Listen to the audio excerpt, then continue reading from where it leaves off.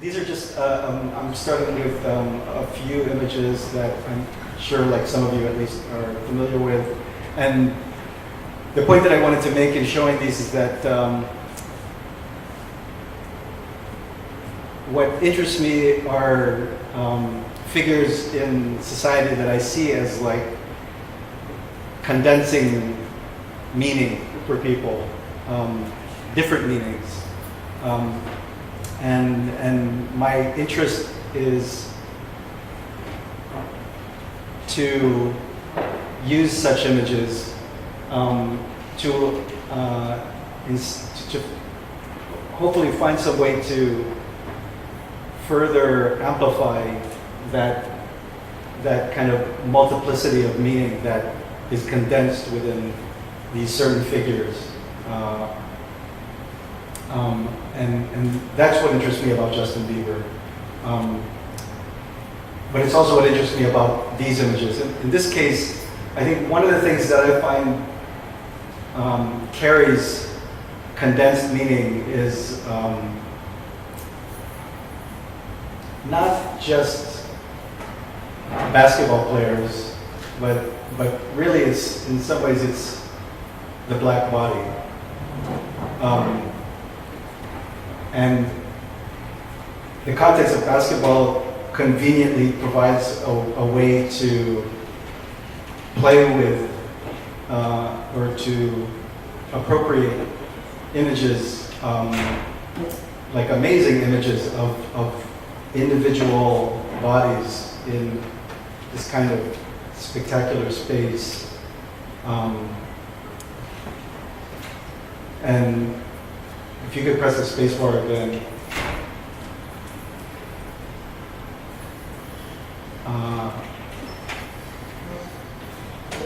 You know, I'm not altering it that much, but I am taking away some elements, you know, specifically like team numbers and kind of contextual details,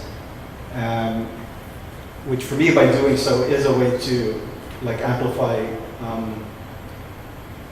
the kind of to take away the kind of specific context that we associate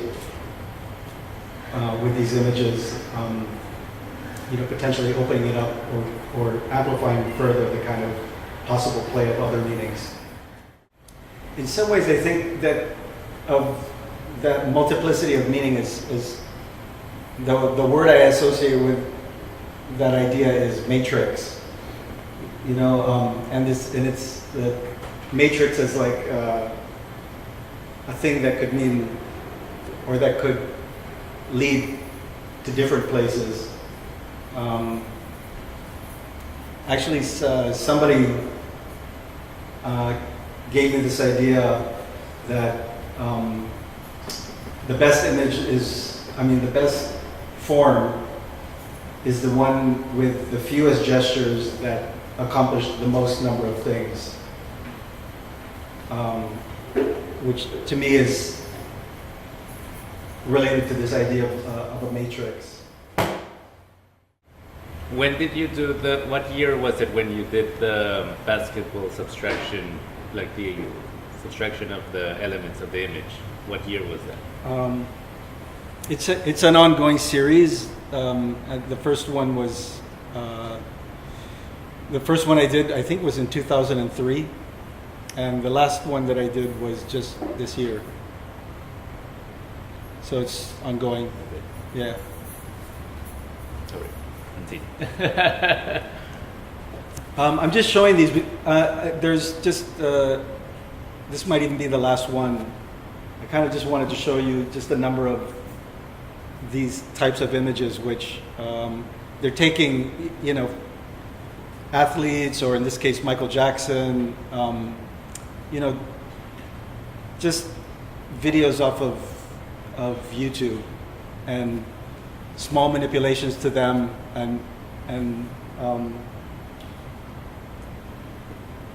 really, to me, the interest is to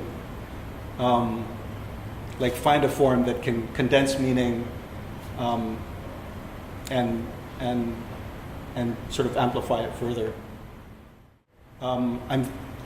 thinking of the Santo Niño as, like the previous images, it's a figure that condenses meaning. And obviously it has its religious meaning, but then the enduring kind of power of the Santo Niño. I mean, all saints in some ways like are condensers of meaning and are very, like our power images. But to me, Santo Niño especially so, and there are certain aspects of it that are specific to the Santo Niño. The main one being that it's an image, that we know represents a historical lineage, right? So it represents that history of Spanish colonialism and also acculturation of Catholicism. But then I also think of it as being like very specifically the image of a child, which, next please, which at the same time is a king or is kind of like all-powerful. Next please. Next. Bellas Artes to work with Santo carvers. And around that time, Justin Bieber was due to give a concert at the Philippine Arena in Bulacan, which is actually the Iglesia Ni Cristo church. And then, like 2 months before his concert, he canceled, I think, the last third of his tour, which was the specifically the Purpose tour. And he canceled the tour. Well, we don't know why he canceled the tour, but shortly after he canceled the tour, he reemerged as a kind of like buddies with a guy named Carl Lenz, who is the senior pastor of Hillsong Church, which is a megachurch that started in Australia, but is really big in the U.S. now. But they have churches in a number of countries, including and they do events here in the Philippines as well. I realized, that there's like a special fascination with Justin Bieber because he's a kid. So, I started thinking, wow, he's like kind of like the Santo Niño. I specifically came across a video which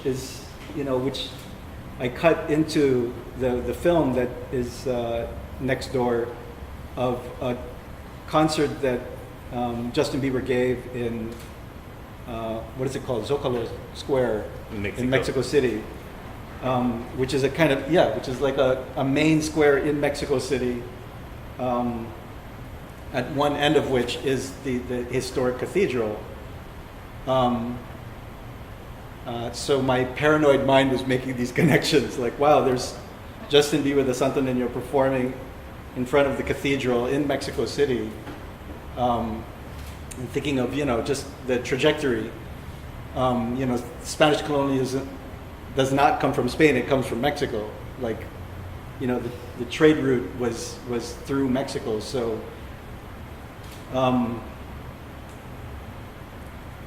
in short, that is an example to me of, this kind of matrix that a figure can represent. And I'm kind of spelling it out, but, in some ways I like the idea that whatever an image like the Santo Niño or Justin Bieber represents, it's not necessarily logical or something that that people have a kind of rational association with. It's more intuitive or subliminal, or it just felt like a connection on a non-verbal level. So it's really thinking, that not just Justin Bieber, but the child. Justin Bieber is a child king who the majority of his fans are also children. So, in Zocalo Square during that performance, the entire square was full of, I think, something like 200,000 children, all screaming.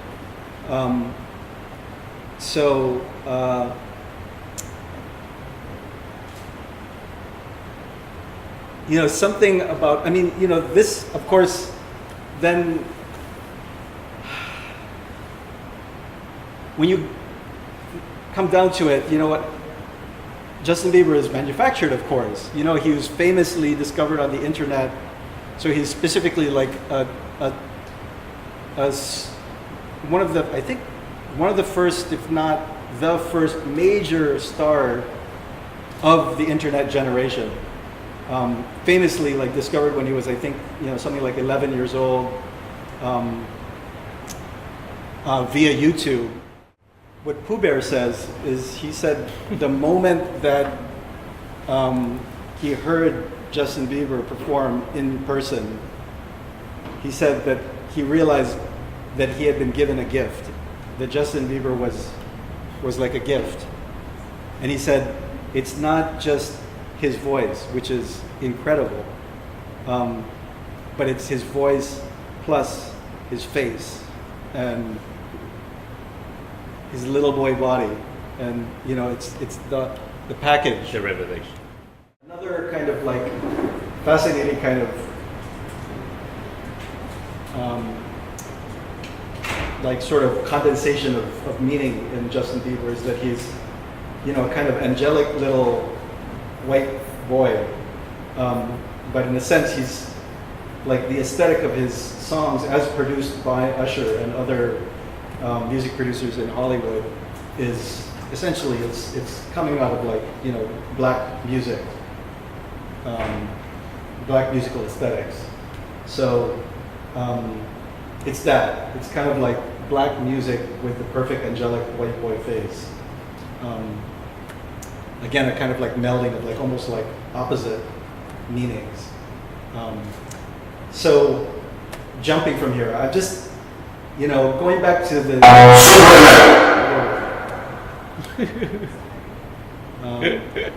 turn down the volume, I guess. I'm sorry. Turn it from here. Turn the volume. I just downloaded this video. I was just thinking about this play of meaning, the construction of images, and how successful it's been globally. And then thinking about other ways in which images of children are used. So this next video is a political ad from 2016 of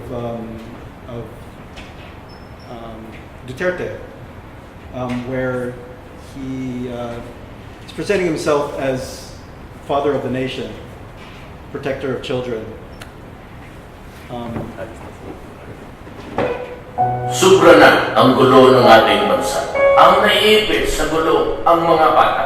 Awang-awa na ako sa kanila. Dumaranas. Things are crazy in the Philippines. The most vulnerable, the people who are being like ipit is like crushed or caught in the mess, are the children, the most vulnerable. They need a strong figure, a strong father. And then the last line is, Tama si Duterte. No.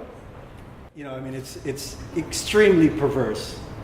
The use of children by authoritarian men who, in fact, are known for specifically harming children.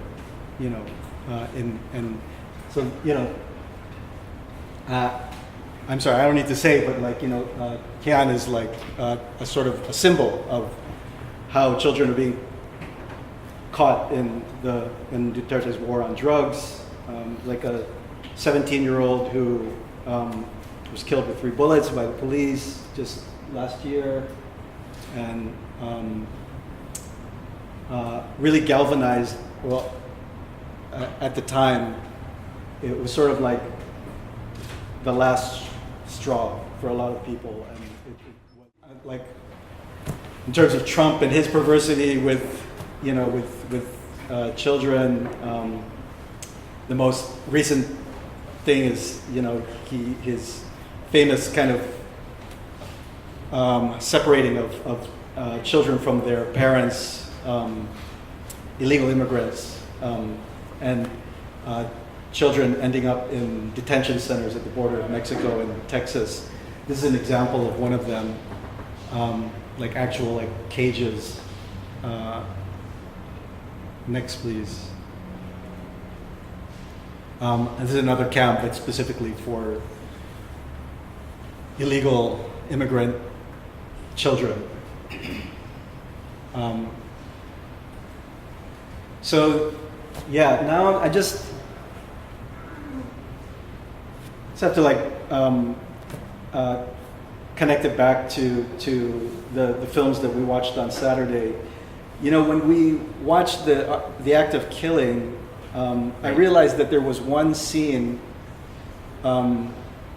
in the YouTube version of the act of killing, which is not in the version that we watched last Saturday. And it's a specific scene, it's this scene.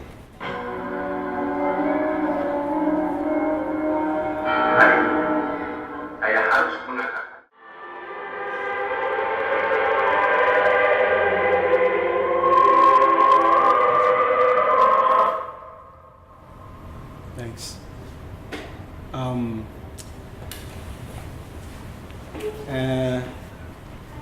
Continue. Yeah, okay. So I have just a couple more clips and then we're going to talk. And I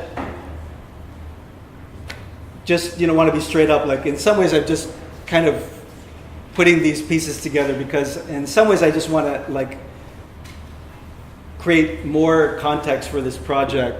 There was a specific use of children in this project, and in some ways it might come across as cute. But the process of working with the children in Bataan that we worked with, and these are basically the children of the wood carvers. The basic idea was to ask the wood carvers to make portraits of their own children. And to do that, we scanned the children using a 3D scanner and then made 3D prints of their heads and then had those replicated in wood, which is what's in the other room.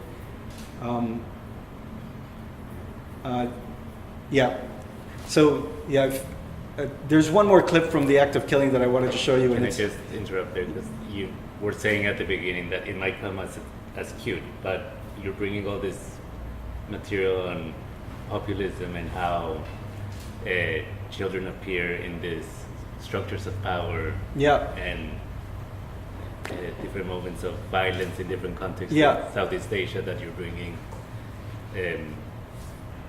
Maybe just tell us a little bit more on why this material that you're bringing in.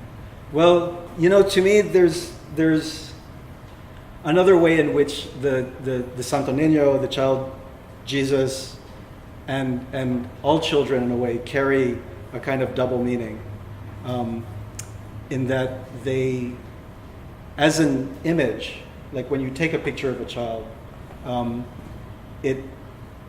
it's an image of innocence and vulnerability. And in the case of Justin Bieber, as he's growing up, his image is becoming more and more slick and more sexualized. So there is, in a way, in Justin Bieber as the Santo Niño, a kind of an intense melding of innocence and total sexuality. There's the kind of the helpless child who's also the godlike king, there's like the angelic white boy who is the carrier of like the message of black music. And then there's the kind of like the innocent child who is at the same time, you know, like this sexual package of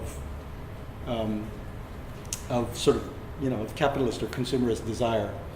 There's a footage in the film that strictly relates the image and the person of Justin Bieber with the Philippines. That is when he goes to this destroyed area of a hurricane. Can Yeah. you talk a little bit about that? Yeah.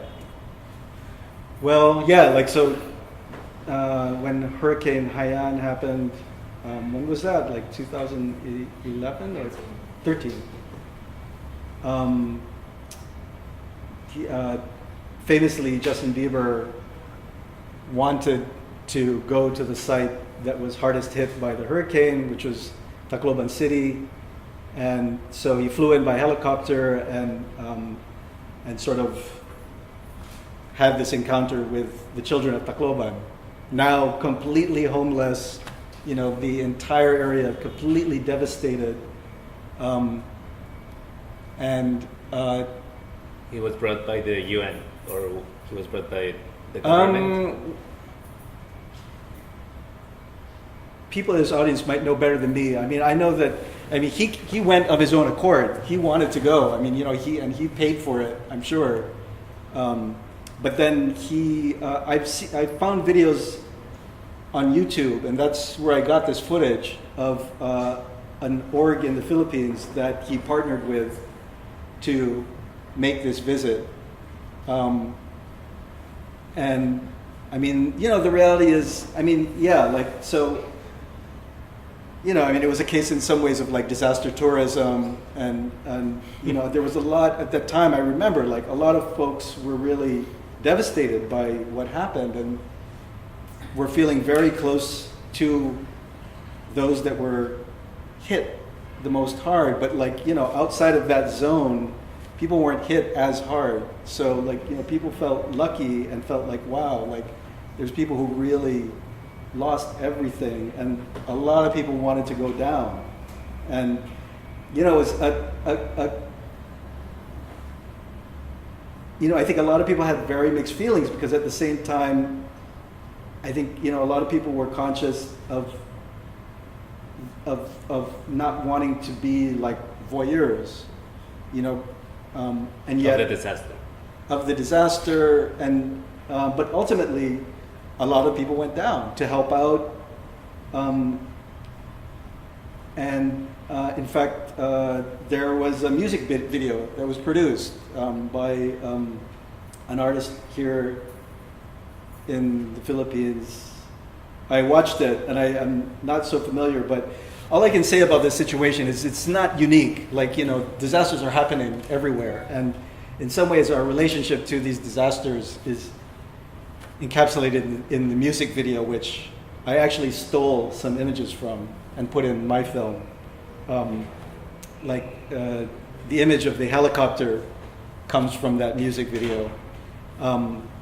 And that artist, what happens in the music video is that you see this clearly like a kind of like a, you know, like a young,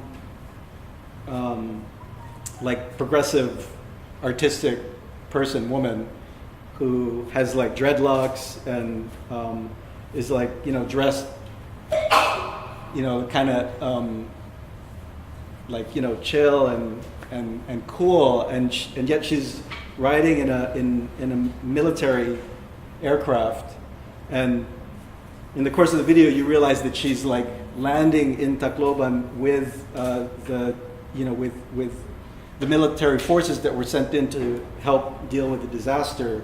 And, you know, she thanks the military, and then she, you know, goes off into like the devastation to like sing.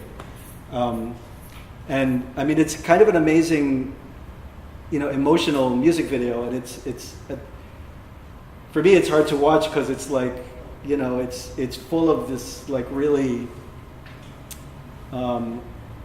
intense kind of like problematic of at the one hand on the one hand, you know, like really producing a kind of like sympathetic reaction, and at the same time, almost like a kind of Pornography. titillating, like fascination of The misery. being in this intense, you know, wilderness of like destruction. So,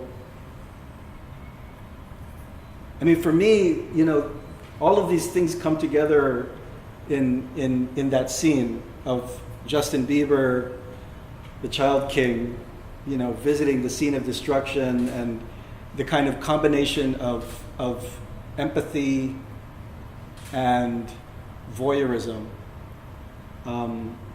that is inescapable if you watch that music video, or if you even just see images of Tacloban, and it's the same thing about, you know, with seeing images of children in the detention camps in Texas, or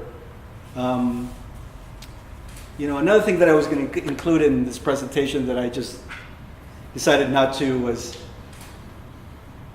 you know, all of the images that have been created around the instance of the refugee boy who washed up as a drowned body in Italy, was it? On the coast? In the island. Yeah, or in the Aegean, or no, in the Greek islands. Yeah, you know, famously, Ai Weiwei made a picture and got a lot of shit for it, in which he didn't show the boy, he posed his own body as the boy. But people around the world did similar gestures. I downloaded a bunch of images, but I felt like you might kill me if I subject you to it. There have been sculptures, sand sculptures, drawings, paintings, like, you know, graffiti wall art. That image of that boy has been reproduced so many times. There was a group of people that all dressed like him and all took the Ai Weiwei position on the beach and snapped photographs. They can all be found online. But again, you know, there's this kind of inescapable combination of empathy and voyeurism involved with the production of images of children. And in a sense, they represent the most vulnerable aspect of society, and the most, in a way, we identify with children because they represent the most vulnerable aspect of ourselves. And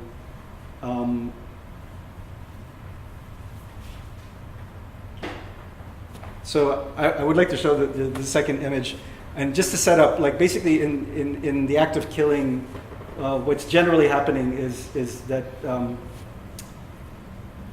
there's a kind of reenactment of mass killings that happened in 1966 to 65, 66, in which In Indonesia. in which the government gave blessings to, like, gangsters to go out and murder anybody who was suspected of being communist. So in this scene that I wanted to show, there's a specific reenactment of the destruction of a particular village that was suspected to be full of communists. And so in the reenactment, present day women and children and men are acting as the victims of this mass killing that happened in this town. Saying cut.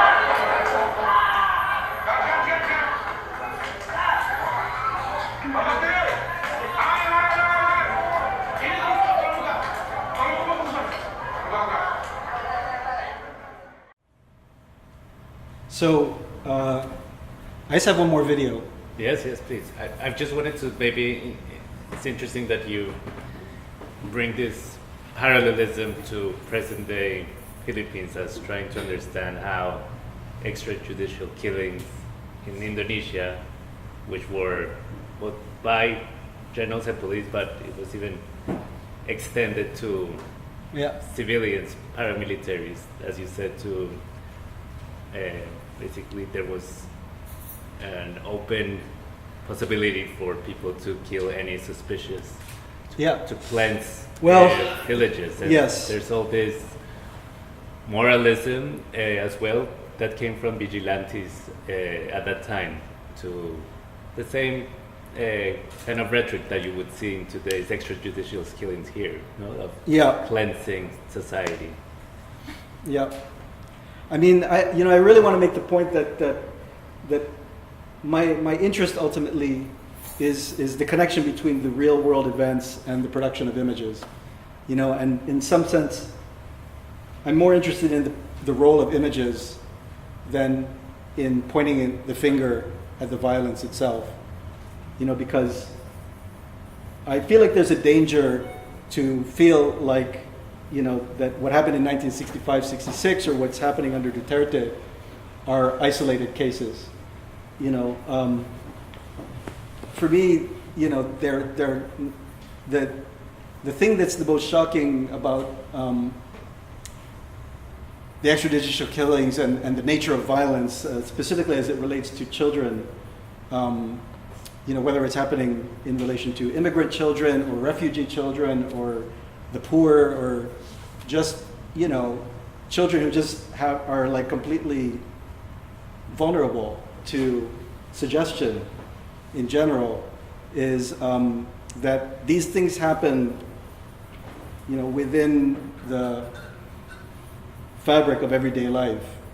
Like, it doesn't happen in a war zone separate from the peaceful zone that we supposedly live in.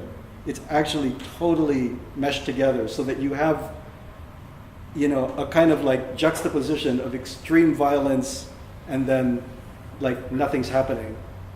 And then extreme violence and then total peace and calm. Constantly. This is what, to me is the hallmark of reality right now. It's so there's a mandatory English class called Speech 11 that I don't know if it exists in other universities, but it exists in Silliman University in Dumaguete, my hometown, my hometown, and all freshman students go through this class, and in the class, one of the main activity is speech choir, in which the class is given a text to memorize and perform, and over the course of the semester, the class practices performing the text in unison together. And I know about this class because I took the class myself when I was a student.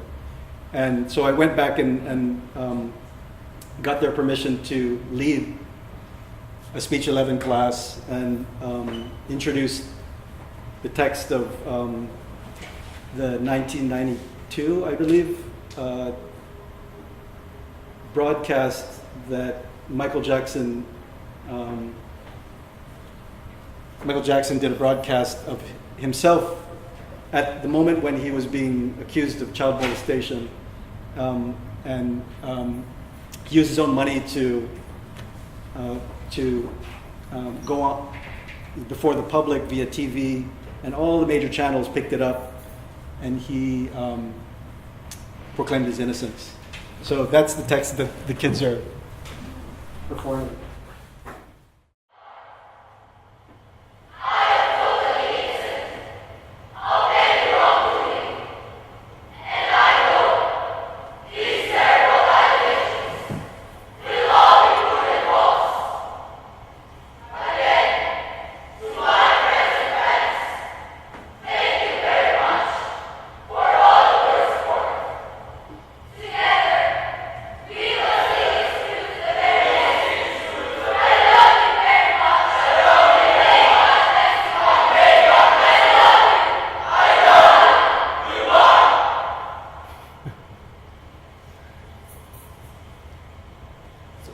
there's like two versions of this work. So one was the real performance, right, which happened when they were competing, right?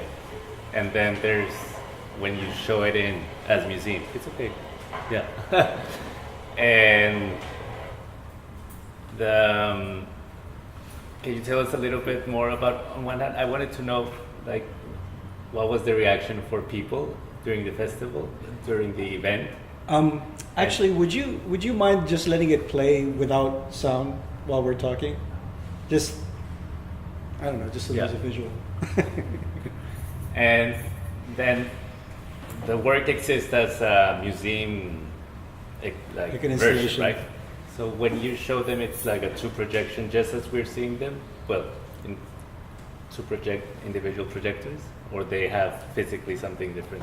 They're usually the choir is projected on a wall at a large scale, and Michael Jackson's face is on a small monitor, either at the opposite end of the room or like in a separate room. So there's kind of usually more of a separation between the two channels. And it's very interesting, the last part where you see the anchors of the TV and you clearly see this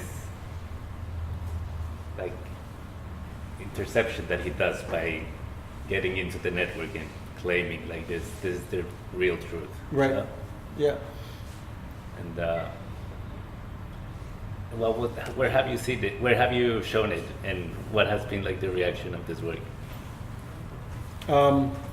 Well, I actually, the National Portrait Gallery in London, it just I don't know, maybe it even finished already, but they did an exhibition called On the Wall, which is a group show of works all in which many different artists used the image of Michael Jackson as a kind of material. Really? And there's an argument behind the show that in some ways Michael Jackson as a figure has become almost like a color or a kind of material like paint, like so often reproduced and kind of transformed by people. And in fact, I think there's something like 40, 50 artists in the show. But really, I don't think that it's just Michael Jackson. I think in some ways, Michael Jackson might have been like an early example of it, but I think that describes the relationship of, in a way, all images. But then he is a real person, so the idea of people becoming material is really what is interesting to me, or what Michael Jackson represents to me, is just kind of one step ahead of all of us in terms of becoming a kind of material in the form of images for manipulation. They looked at this work and they deemed it, they couldn't show it. They felt that they did the show with the blessing of Michael Jackson's foundation. I mean, his family and so forth, and they just felt like it would cast too negative focus on to show this particular piece. So they said if it traveled outside of London, that maybe they would show it, but they did show the image of the headless Michael Jackson dancing, but not that. I showed it once in Spain, and I remember In Mossack? Yeah, at Muzak, and the curator, after he saw it, he said, like, wow, it's like he's like has the voice of a god. And in fact, I was doing it intuitively, and really the starting point for me was not the juxtaposition of the images like that, but it was really, it first existed just as a performance. For me, what was important to do was to intervene into the speech choir at this university because I don't know, because I find it so unusual, to hear 50 students speaking in one voice like that. It's like it immediately becomes like a prayer or a chant or something. And You were also speaking about how this collective brings like one voice, as that interested you, of that format. yeah, it's hard to describe. I mean, I did a lecture in New York once, and I showed this piece in the lecture, and somebody in the audience came up to me afterwards and told me that she was a teacher at the Waldorf School in the Upper East Side in New York, and that at the Waldorf School they also do speech choir. And so I started researching it, and I discovered that in the 1910s and 20s, Rudolf Steiner actually created speech choirs. And he had it started out as an exercise for actors specifically, but then he realized that people in the 20th century who were going from like agricultural society to urban society, they needed to be trained about how to communicate. And so he developed these speech choir curriculums as a kind of communication training for average people. And this is just conjecture, but I think what happened was that Rudolf Steiner practice was adopted globally and specifically in the US, and that American teachers then brought it to the Philippines. Because Silliman, where this took place, is the American university, like a historic American university. I'm gonna leave it to because I've already did some discussion. So maybe if people in the room have questions that they want to ask or know more about any material that Paul brought, or you want him to expand, please join us in the conversation. Yeah.